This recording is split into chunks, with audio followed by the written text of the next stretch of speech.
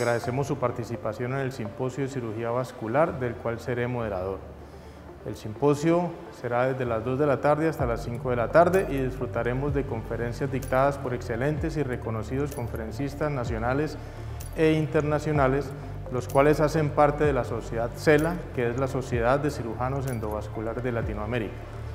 Al final de cada bloque de conferencias habrá un espacio para preguntas que se resolverán en tiempo real. Es para mí un honor dar inicio a este evento académico.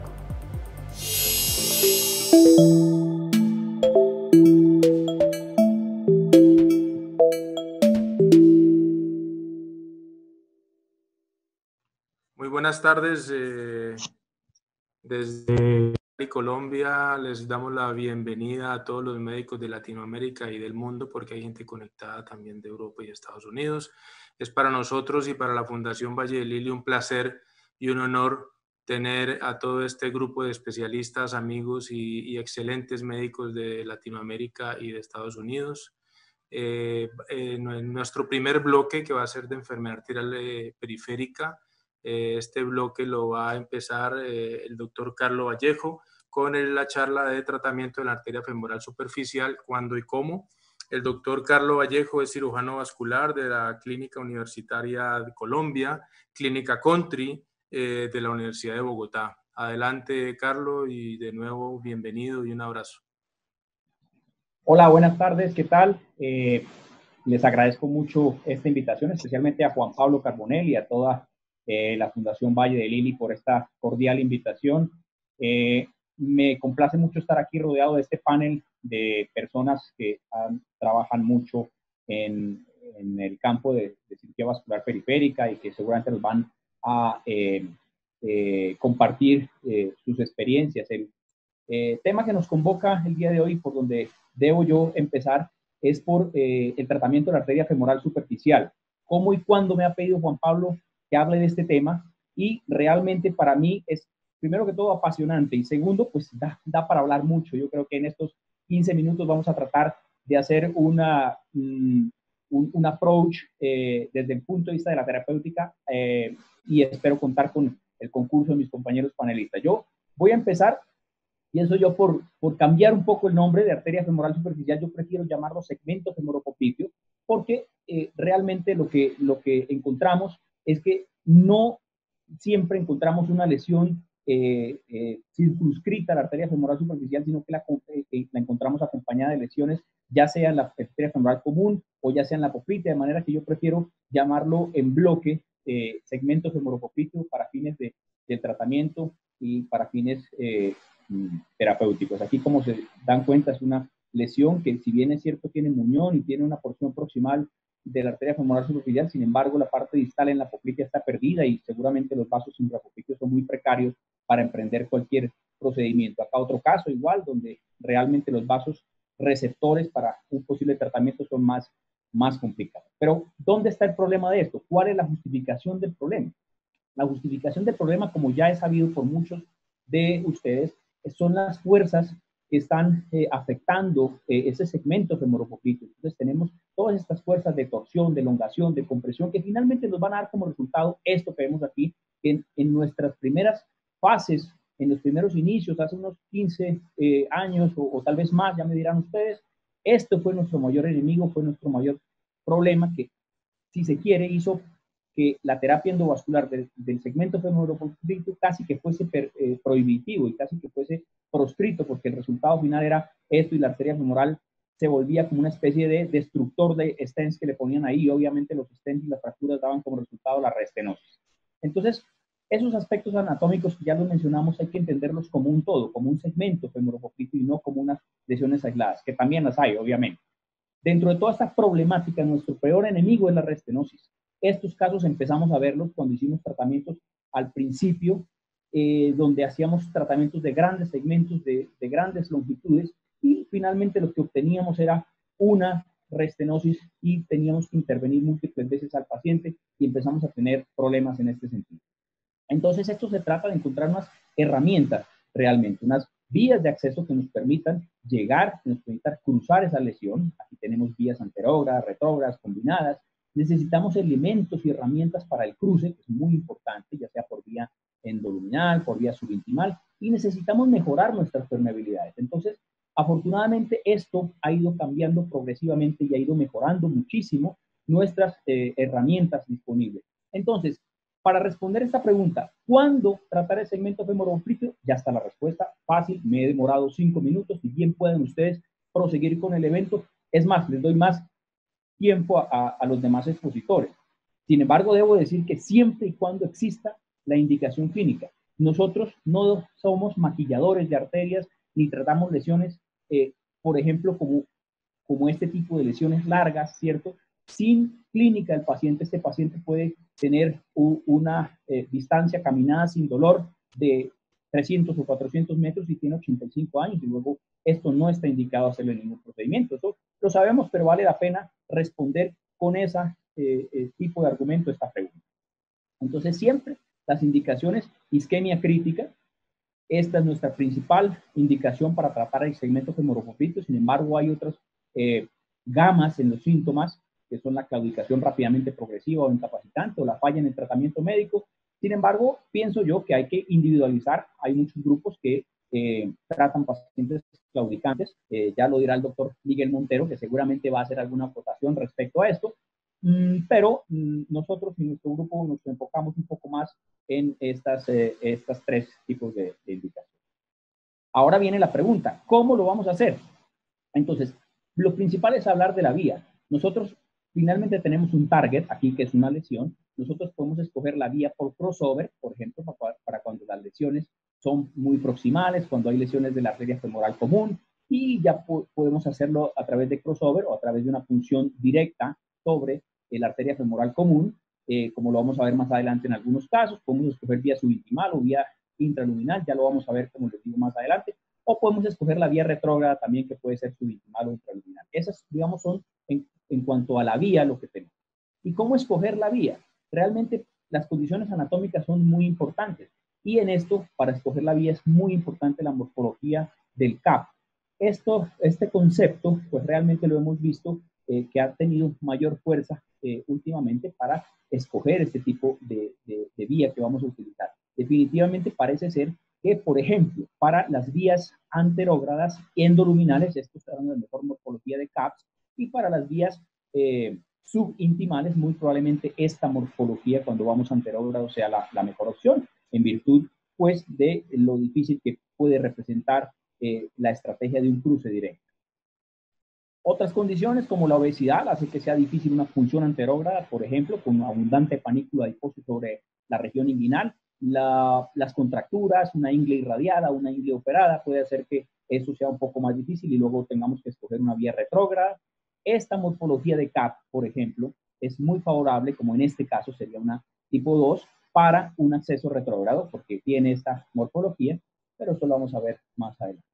Entonces, en cuanto a la vía subintimal, pues es una vía muy utilizada y además reporta mucho éxito en cuanto a lesiones largas y facilita el cruce. Esta es la maniobra que utilizamos, es apoyarse un poco en esa placa, es más o menos tratar de apoyarse para causar un loop de la guía y mediante ese loop alcanzar el espacio subintimal.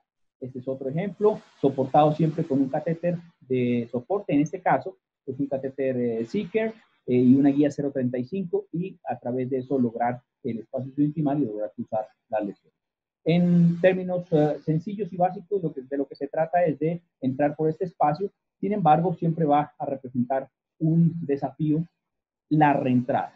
Entonces, para la reentrada lo que tenemos es que ya hemos alcanzado el espacio subintimal, pero necesitamos salir, necesitamos romper este tabique para poder alcanzar nuevamente la luz verdadera y con eso pues darle continuidad a nuestro caso.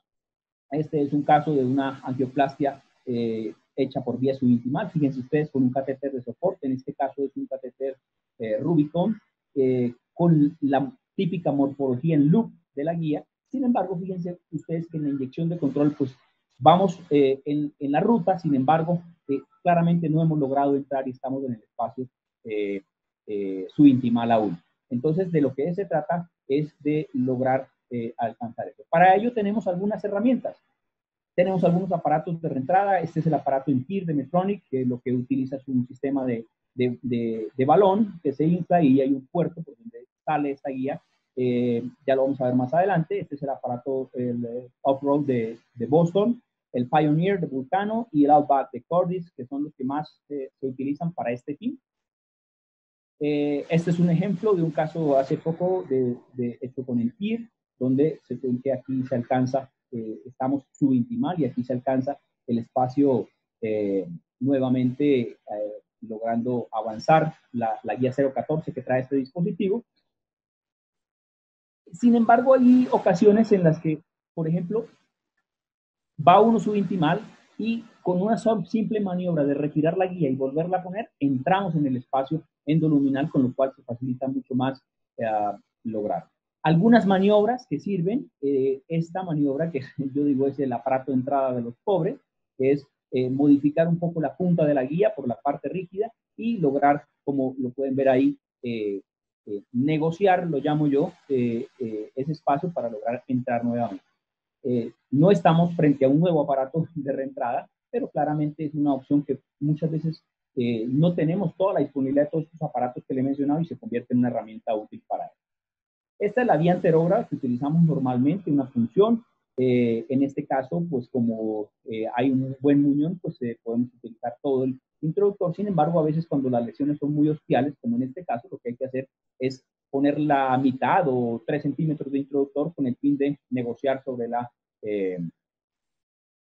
la obstrucción. Esta es una maniobra que es para tratar de alcanzar la femoral superficial, porque no me pregunten la razón, pero en el 99% de los casos de función anterógrada en la femoral común, la guía siempre prefiere irse hacia la femoral profunda y a veces representa un problema. Entonces, esta es una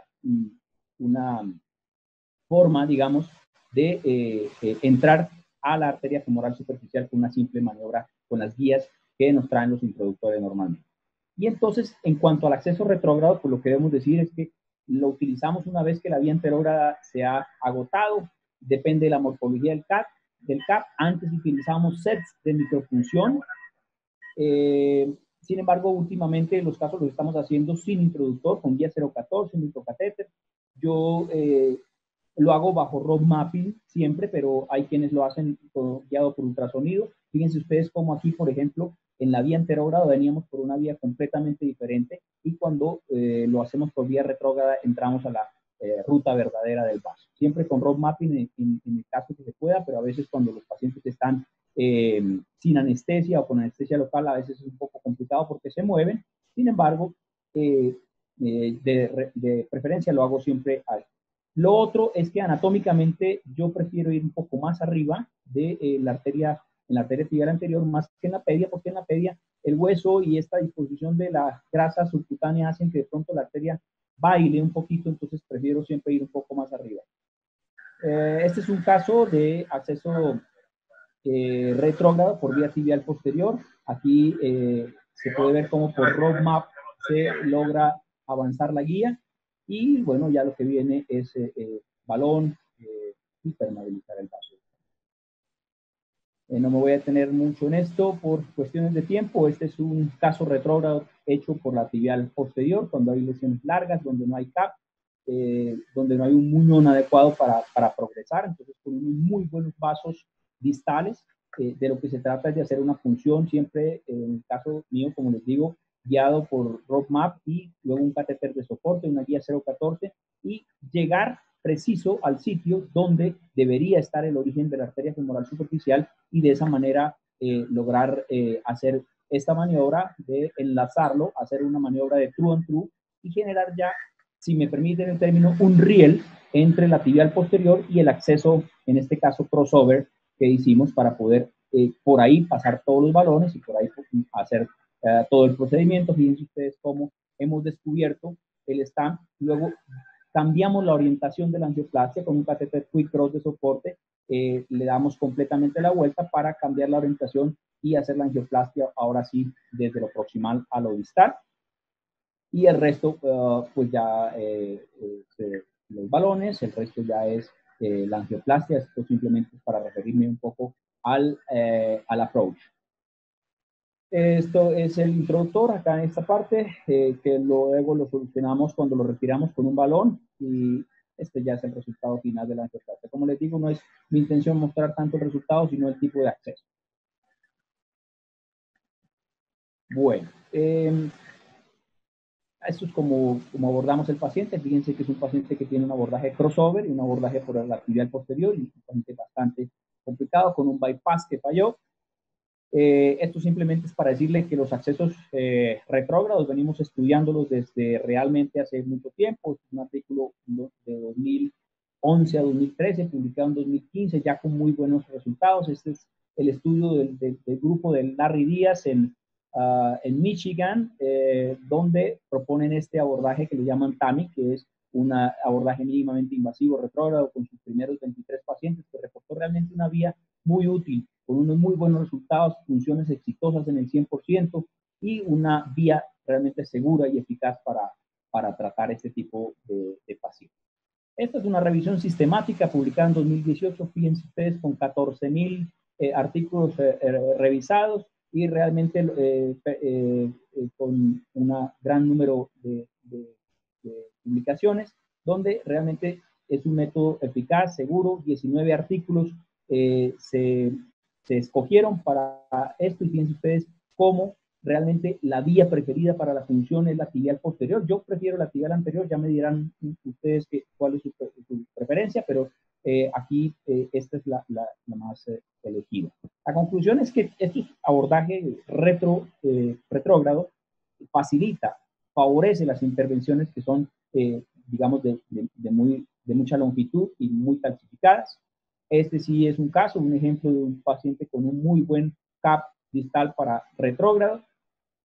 Esta es la morfología, entonces en este caso, pues obviamente se escogió esta vía para hacer la angioplastia, y cuando las condiciones son hostiales de la lesión, esta técnica Presto, descrita por Palena y su grupo en Italia, de lo que se trata es de hacer una técnica de angioplastia con este stent, con Supera.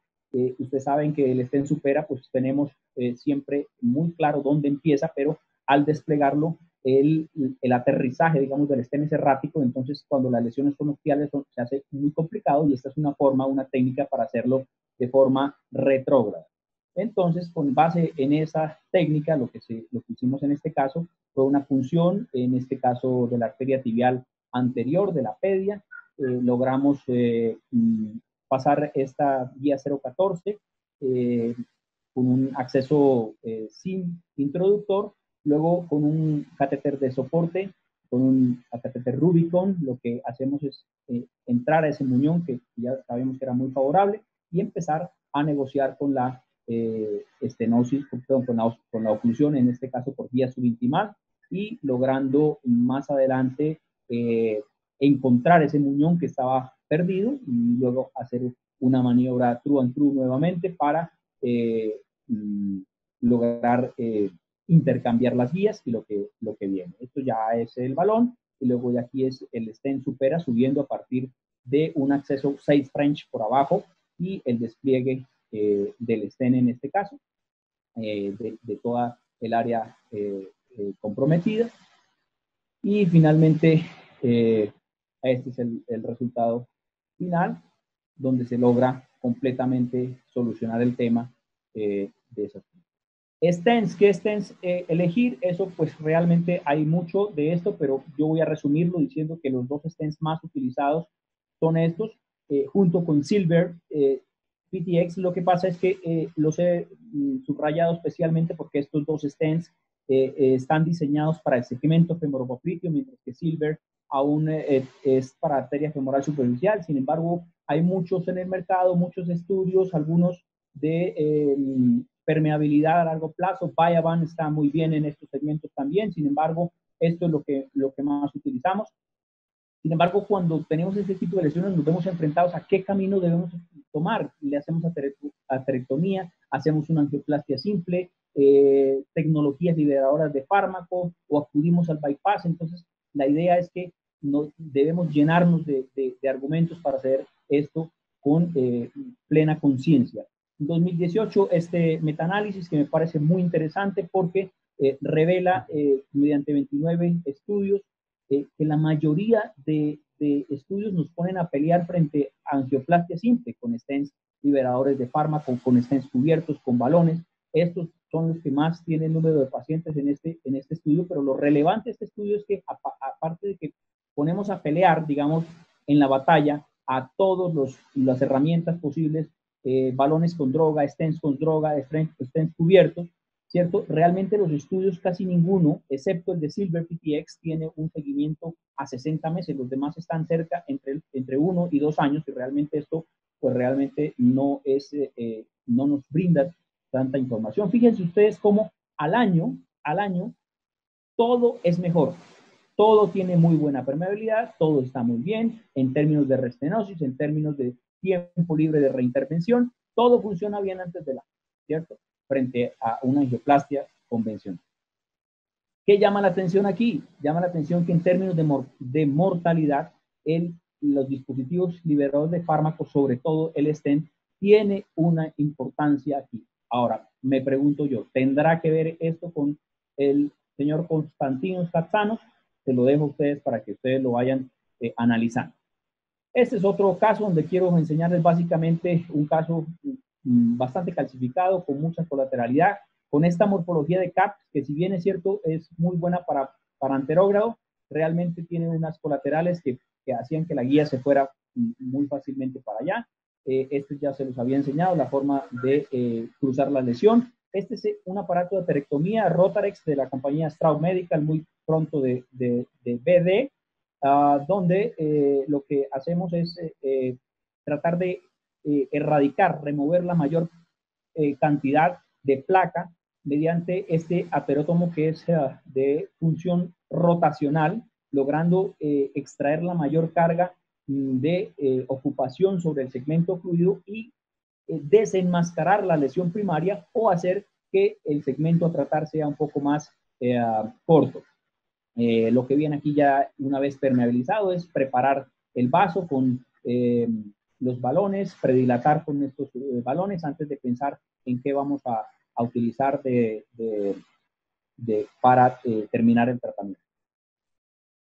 Y esto ya es la liberación de un stent, en este caso un light stent de 5 milímetros de diámetro, y esto ya es el resultado final con una ganancia aquí de permeabilidad sobre la arteria tibial anterior. Sin embargo, parecía muy fácil, o parecía ser un muñón, un stamp para lograr el tronco tibioperoneo y la arteria peronea, así que sin dudarlo tratamos de completar esa angioplastia mediante esta. A mí me gusta mucho esta técnica, que es una técnica de máscara, protegiendo la arteria que ya abrimos con una guía y progresando a otra guía. Bueno, esto ya es un poco más avanzado, la angioplastia de este lado, por cuestiones de tiempo vamos a pasar rápidamente. Logramos permeabilizar completamente el tronco tibioperoneo y la arteria peronea. Sin embargo, acá había una lesión de la tibial posterior que nos impedía completar el arco plantar, así que lo que hicimos en ese caso fue avanzar una guía por la arteria que habíamos permeabilizado, por la tibial anterior, y lograr llegar a la vía tibial posterior. Lo que quiero mostrar con esto es que las lesiones del segmento femoropopliteo no van aisladas, van con otro tipo de lesiones, y a veces se nos hace necesario completar los tratamientos con tratamientos más allá para garantizar la permeabilidad de nuestro segmento femoropopliteo. Entonces, en resumen, ¿cuándo tratar? Siempre que la indicación clínica. Las lesiones cada día las estamos viendo mucho más severas, mucho más complejas. El tratamiento endovascular nunca excluye la posibilidad de un procedimiento abierto como bailout. Fíjense ustedes que hemos tenido muchos pacientes, al contrario, que han venido de la cirugía abierta a buscar una alternativa endovascular.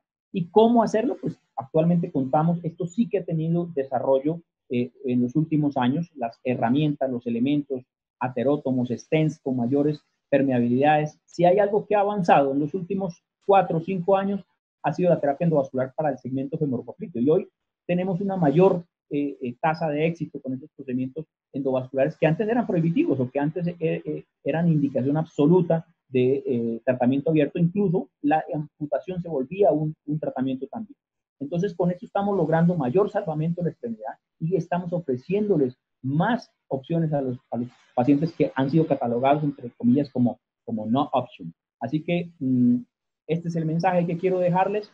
Muchas gracias por la invitación y espero que podamos discutir un poco más adelante acerca de todo esto. Muchísimas gracias, Carlos, por la excelente conferencia. Más adelante ojalá tengamos la sesión de preguntas para que responder algunas inquietudes. A continuación, el doctor Mariano Ferreira, cirujano vascular, que trabaja en el Hospital Alemán y la Clínica de la Sagrada Familia en Buenos Aires. Mariano nos va a hablar sobre el tratamiento endovascular del aneurisma de la aorta abdominal yuxterrenal. ¿Qué alternativas tengo? Adelante, Mariano.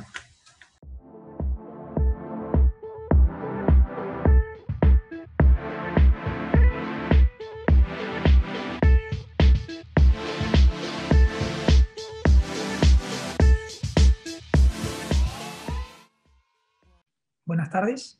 Quiero primariamente agradecer al doctor Gómez Mesa, que es el presidente del comité organizador de este evento, de este prestigioso evento, y al doctor Juan Pablo Carbonell, colega y amigo. Soy el doctor Mariano Ferreira, soy cirujano vascular y trabajo en la Clínica de la Sagrada Familia y en el Hospital Alemán de Buenos Aires, y tengo como tema el tratamiento endovascular del aneurisma de aorta abdominal yuxtarrenal. ¿Qué alternativas terapéuticas tengo? Estos son mis conflictos de interés. Les voy a hablar específicamente de 4 alternativas frente a un paciente con aneurisma yuxtarrenal, ya sea la colocación de endoanchors, chimeneas, tratamiento con endoprótesis fenestradas, ramificadas y obviamente también la cirugía abierta. Pero hay un punto clave que se viene dando en los últimos años, que es un cambio de paradigma, y nos sirve para eso una reciente publicación del estudio Engage, el Real World de la endoprótesis Endurance, que determinó el comportamiento del saco aneurismático y comportamiento clínico de los pacientes a 5 años de haber sido colocada la endoprótesis. Y lo más interesante fue relacionar lo que pasaba en el saco aneurismático durante el primer año como predictor de lo que iba a pasar 5 años después. Y lo más interesante fue que aquellos pacientes en los cuales se les achicó el aneurisma en el primer año, la gran mayoría de estos pacientes se les achicó el aneurisma durante los 5 años siguientes. Sin embargo, cuando vemos pacientes que durante el primer año el saco aneurismático permaneció estable, no se achicó, el 18% de estos pacientes desarrollaron crecimiento del saco aneurismático. Y cuando ese saco aneurismático no solo no se achicó, sino que creció, el 56% de esos pacientes desarrollaron un crecimiento del saco aneurismático, de los cuales el 40% casi requirió un segundo procedimiento. O sea, hoy en día no solo necesitamos la exclusión completa del aneurisma, sino que esa exclusión esté manifestándose por un achicamiento del saco aneurismático. Empezando específicamente con el abordaje al cual le vamos a hacer, creo que lo primero que podemos hablar es de aneurismas yuxtarrenales, aneurismas sin cuello por instrucciones para uso, pero que tienen un segmento sano de la aorta infrarrenal, como pueden ser pacientes con cuellos anchos o pacientes con cuellos cónicos. En esos pacientes, como se muestra en esta diapositiva, podemos tener pacientes, por ejemplo, con un cuello cónico, libre de trombos, pero obviamente por fuera de las instrucciones para uso, que con una endoprótesis correctamente colocada y el refuerzo de esa interacción mediante endoanchors, se puede lograr un tratamiento efectivo a corto y mediano plazo. O pacientes, como por ejemplo este paciente que tiene un cuello largo pero ancho, al cual, de nuevo, colocándole una endoprótesis en forma correcta y reforzando la interacción mediante endoanchors, uno puede obtener el achicamiento del saco aneurismático varios años después, como puede verse en la diapositiva, con exclusión completa del aneurisma. El estudio ANCHOR, el estudio más importante que se está publicando actualmente con la utilización de endoprótesis más la incorporación de los endoanchors, ha demostrado claramente un achicamiento del saco aneurismático del 81% en aquellos pacientes que recibieron endoanchors respecto del 50% del que no recibió, independientemente de algunos factores predictores para endolic a nivel del cuello proximal. O sea, estos datos son alentadores y en una de esas, esta técnica relativamente estándar podría ser la solución para un grupo selecto de pacientes. Lo segundo que se puede realizar son chimeneas. Usamos chimeneas en urgencias o emergencias, con pacientes hasta 2 chimeneas, con un cuello proximal de hasta 30 milímetros, claramente porque necesitamos casi un 30% de oversizing, y un cuello infrarrenal corto, que por la chimenea se puede ser extensible a 20 milímetros. En general, utilizamos 2 chimeneas. Lo importante es entrar por el mismo lado, o sea, o por el lado derecho o por el lado izquierdo, ya sea humeral, axilar o subclavio, y la combinación que mejor parece estar funcionando es la de Enduran con stents cubiertos balón expandibles. Vemos algunos ejemplos, por ejemplo, este paciente con un aneurisma de aorta roto y contenido, en el cual tuvimos que utilizar 3 chimeneas, como les dije, no es lo habitual, pero en un paciente con un cuello proximal muy corto, muy angulado, y con muy poca distancia entre las arterias renales y la mesentérica, con lo cual nos obligó a ir bien arriba, pero bueno, se logró la exclusión del aneurisma. Cuando uno compara la cirugía endovascular, chimeneas, fenestrados, con cirugía abierta, claramente, uno ve que las chimeneas son aquellos pacientes que tienen mayor tasa son pacientes más enfermos y técnicamente más demandantes, y uno obtiene resultados bastante parecidos, no similares, no tan buenos resultados como la cirugía, por ejemplo, con la colocación de endoprótesis fenestradas, pero sería una alternativa, como les dije, para pacientes con emergencias o urgencias. Obviamente la colocación de chimeneas tiene sus limitaciones.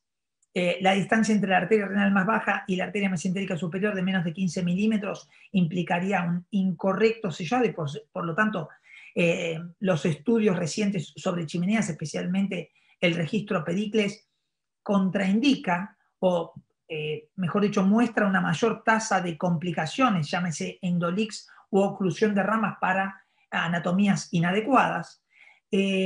Pacientes que no tienen un cuello infrarrenal o cuellos muy anchos, que por lo tanto es difícil lograr el objetivo de oversizing de un 30%, o muy angulados, o también pacientes en los cuales, por ejemplo, las ramas renales son muy pequeñas, las cuales se pueden trombosar, o tienen una orientación craneal, con lo cual también la angulación puede llevar a la trombosis del injerto. La tercera alternativa, y probablemente la más utilizada por nosotros, es la colocación de endoprótesis fenestradas. Es como puse acá, en general la primera opción. Se da fundamentalmente en pacientes que no tienen un cuello proximal, justamente pacientes yuxtarrenales, que obligan en cierta forma a cubrir la aorta visceral, en general las 2 arterias renales y la mesentérica superior, que es lo que se vio con el correr de los años, que se constituía en la forma más segura de evitar endolix a largo plazo. Una discusión específicamente en nuestro país y probablemente en Latinoamérica es construidas por la industria o las construidas en quirófano, y en el contexto de esto está costos, autorizaciones, tiempo de fabricación, pero en general la gran mayoría de los pacientes recibe una endoprótesis construida en quirófano, especialmente cuando tienen mayor riesgo de ruptura, llámese pacientes con aneurismas de 7 centímetros o más. Acá pueden ver la tabla que el doctor Timarán hace muchos años atrás nos enseñó a utilizar para poder sacar la información necesaria y construir las endoprótesis fenestradas. Hoy estamos utilizando también estos modelos 3D para poder ser un poco más precisos en la construcción de las fenestras, aunque en general seguimos utilizando hoy en día las fenestras hechas con mediciones en forma artesanal. Acá vemos algunas imágenes de cómo lo vamos haciendo, construyendo y plegando la endoprótesis para volver a colocarla nuevamente dentro de la vaina liberadora. Sabemos, está publicado por el grupo de Gustavo Odrich de la Clínica Mayo, que las endoprótesis construidas en quirófano tienen mayor tasa de complicaciones. En los casos en que se utilizó estas endoprótesis, obviamente, si bien fueron pacientes más añosos y con más comorbilidades, la en los casos en que se utilizó las industrialmente fabricadas, se obtuvieron mayor tasa de éxito técnico. Cuarta forma de tratamiento de estos pacientes es la colocación de endoprótesis ramificadas, y dentro de las ramificadas fundamentalmente la T-branch, que es la estándar. La utilizamos fundamentalmente para cuellos más amplios en caso de emergencia, pero obviamente debe cumplir con los requisitos necesarios, sobre todo a nivel proximal del diámetro del cuello, ya que si no implica u obliga a extender con una prolongación torácica hacia proximal el sellado. En general son pacientes que son sometidos a anestesia general con abordajes femorales y braquiales. Utilizamos distintos tipos de stents, ya sea para ramas hacia el tronco celíaco en la mesentérica superior o hacia las arterias renales, y es fundamental tener una buena tecnología en quirófano para tener resultados adecuados en lo que se refiere a tiempos de isquemia y contraste utilizado. Y por eso las técnicas de fusión de imágenes y de tomografía intraoperatoria, el Combin-CT, son importantes específicamente para detectar, por ejemplo, defectos a nivel de la colocación de los stents.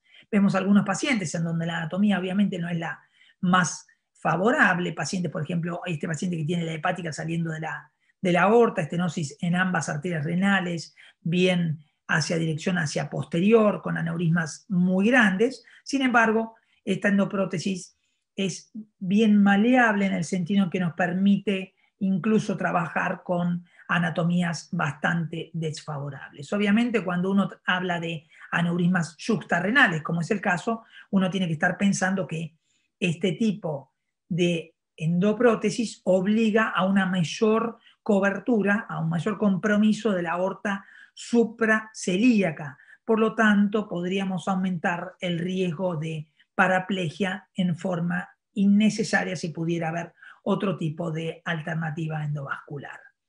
¿Cuándo no usaríamos este tipo de endoprótesis? Bueno, como les dije antes, esta endoprótesis es estándar, por lo tanto, si por ejemplo el paciente tiene un endolic tipo 1A, hay que pensar que el cuerpo proximal de la endoprótesis previa, si es corto, va a ser un problema para poder adaptar esta prótesis y un bifurcado. También cuando la luz aórtica es menor a 25 milímetros por instrucciones para uso, aunque se puede, mediante liberación controlada, trabajar en luces más pequeñas, cuando la distancia entre las renales y la bifurcación es baja, en los casos de postdisección, cuando la luz verdadera está realmente comprimida y eso puede traer inconvenientes al momento de desplegar también la prótesis, o, como les dije antes, en el caso, por ejemplo, de tener troncos celíacos o arterias renales ocluidas, que son las dos variantes más frecuentes y que obligarían a tapar algún tipo de rama que forma parte de este tipo de prótesis estándar. La cirugía abierta queda obviamente relegada a aquellos pacientes con un riesgo quirúrgico adecuado y que, por ejemplo, por la anatomía, varias arterias renales perderían gran parte de su masa renal y por lo tanto no pueden sacrificarse tantas arterias renales. Y en algunos casos uno podría, por ejemplo, en pacientes con aneurismas yuxtarrenales, un debranching de un vaso es una alternativa probable. O sea, puede ser, por ejemplo, un paciente que tenga una arteria renal naciendo del saco aneurismático, una alternativa endovascular, un bypass ilíaco renal y después la colocación de una endoprótesis, no es algo completamente ilógico siempre y cuando la anatomía para hacerlo endovascular puro sea poco, digamos, no muy aconsejable. Como conclusión, entonces, en lo que se refiere a aneurismas yuxtarrenales, hay que adecuar el procedimiento al estado clínico y a la anatomía del paciente. Como les dije antes, tenemos varias alternativas. Cualquiera sea el abordaje, obviamente necesita de experiencia en el tratamiento de aortas complejas y tecnología, llámese endoprótesis, catéteres, guías, balones, introductores, y aparte tecnología en imágenes, técnicas de fusión o tomografía intraoperatorias. Y como en cualquier otro abordaje complejo, es crítica la evaluación preoperatoria y, por supuesto, el seguimiento postoperatorio de estos pacientes. Muchas gracias.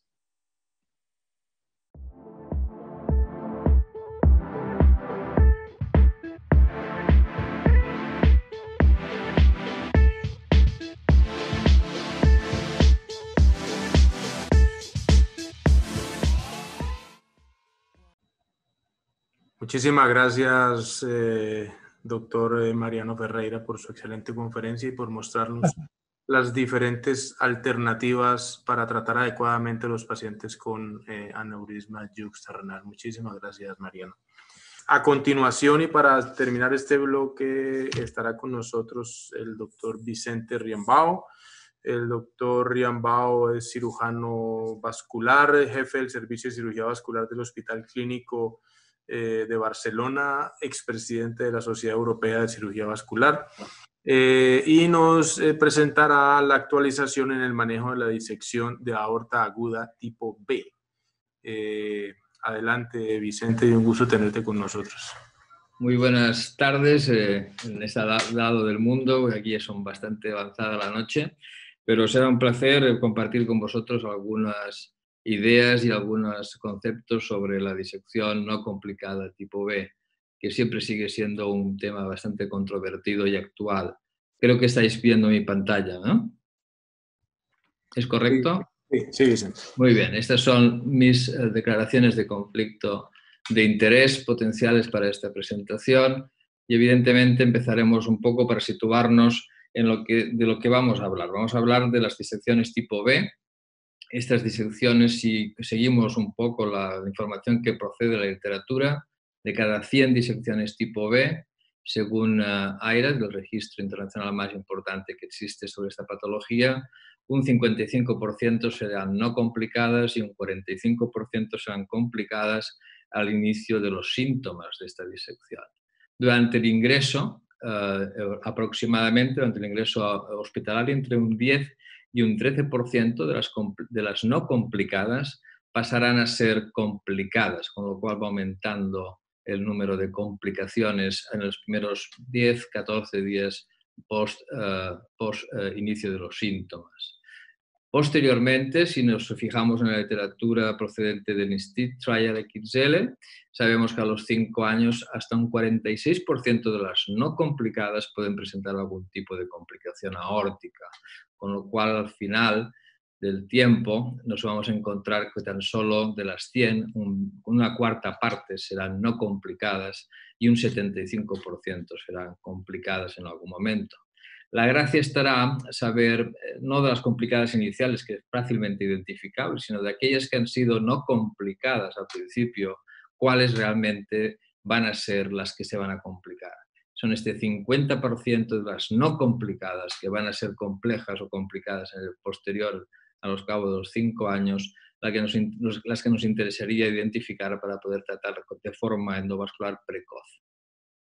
La disección tipo B es una patología dinámica en el tiempo y por eso se aconseja, y esto es recogido de las guías europeas, de la European Society of Vascular Surgery, en donde se aconseja hacer un seguimiento muy cercano de las imagen en los pacientes en fase aguda, puesto que puede suceder que un paciente inicialmente no complicado al cabo de pocas horas, como es el caso que les muestro aquí, al cabo de 12 horas, colapsa la aorta provocando la malperfusión y en este caso el paciente falleció al cabo de 14 horas de su ingreso, siendo en principio no complicada. Las indicaciones para el tratamiento de las disecciones tipo B, claramente, no habrá mucha discusión en ello, serán todas aquellas complicadas, precisan algún tipo de actuación, puesto que su mortalidad es muy elevada. Y por ello, diferenciamos las complicadas cuando tenemos una ruptura, tenemos una ruptura inminente o una expansión rápida de la aorta, del diámetro aórtico en los primeros días del ingreso, o una malperfusión, que esto es más fácilmente diagnosticable, bien sea de miembros inferiores, bien sea visceral, bien sea medular, o una disección retrógrada hacia el arco, es decir, una disección que afecte la aorta ascendente y potencialmente la válvula aórtica y posteriormente una tamponada, un taponamiento cardíaco, sería entonces una compleja o complicada. Aquellas que son complicadas tipo B, el tratamiento inicial, siguiendo también las guías europeas, inicialmente es endovascular el preferido tratamiento. Y sería otro tipo de endovascular, sería las endoprótesis inicialmente, pero también se da una margen a la llamada fenestración endovascular como tener la consideración en algunos casos. La cirugía abierta, por lo tanto, queda tan solo relegada en aquellos casos que la cirugía endovascular no sea posible o bien ésta haya podido fracasar, porque la mortalidad asociada a la cirugía abierta es muy elevada en los casos de disección tipo B complicada. Vayamos entonces al centro de la presentación, que serían aquellas disecciones tipo B no complicadas y que añadimos aquí un apellido que es a riesgo, que tienen riesgo. Y esto hace muy poco fue publicado digamos, consensus document en donde se reúnen los reporting standards entre las dos sociedades, tanto la americana de torácica como también la americana de vascular, en donde se llega a introducir el concepto de high risk aorta, es decir, aortas con disección tipo B, que inicialmente podían ser no complicadas, pero que hay una serie de elementos, de características que les convierten en alto riesgo, como puede ser el dolor persistente o la hipertensión persistente, o la efusión pleural, el diámetro más de 40, o cualquier tipo de alteración morfológica o de imagen, como por ejemplo la falsa luz de más de 22 milímetros, que lo veremos un poco más detalle a continuación. Esto compondría los elementos de mal pronóstico y que definirían lo que sería una aorta a riesgo. Las complicadas, la ruptura y la malperfusión, faltaría aquí la disección con extensión anterior a la aorta ascendente. Las disecciones tipo B no complicadas, también se refiere de las guías europeas, tienen la posibilidad de darse de forma endovascular con endoprótesis de forma selectiva. Y selectiva sería precisamente cuando serían estas aortas a riesgo. De ahí ya introducimos, ya hace un poco más de tiempo, la publicación anterior es del 2020, esta publicación es del 2017, empezábamos a hablar de este grupo de disecciones que no son complicadas, pero que tampoco son no complicadas del todo, son a riesgo. Y de nuevo, en fase más crónica, también estas aortas a riesgo se aconseja también su tratamiento, en el caso que sea posible, en fase subaguda, es decir, antes de los 3 meses después del inicio de los síntomas. Y es así antes de los 3 meses porque existe literatura suficiente y empezó Christoph Nienaber hace unos cuantos años viendo que las aortas tratadas antes de los 3 meses post inicio de los síntomas tenían una capacidad plástica de recuperar su digamos, diámetro y tenían mejor pronóstico de vida y mejor pronóstico en cuanto a las complicaciones aórticas, que aquí se trataban de forma más lejana en el tiempo, con mayor degeneración aneurismática, por ejemplo.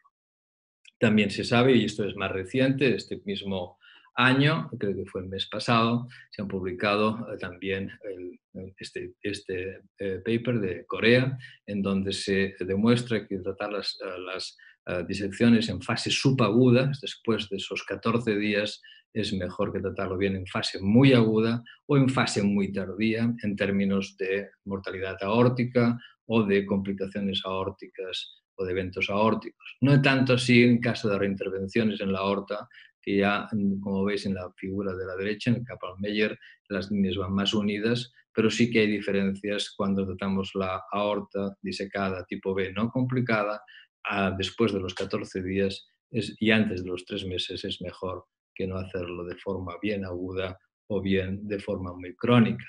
Este es otro paper publicado en el Journal of Vascular Surgery también hace un par de meses, que procede del registro de PQI, en donde se sigue insistiendo que las endoprótesis han de colocarse en el fase subaguda más allá de los 14 días, puesto que incluso la sobrevida y las reintervenciones son menores cuando se hace después de estos 14 días que cuando se hace de fase muy aguda en las disecciones no complicadas.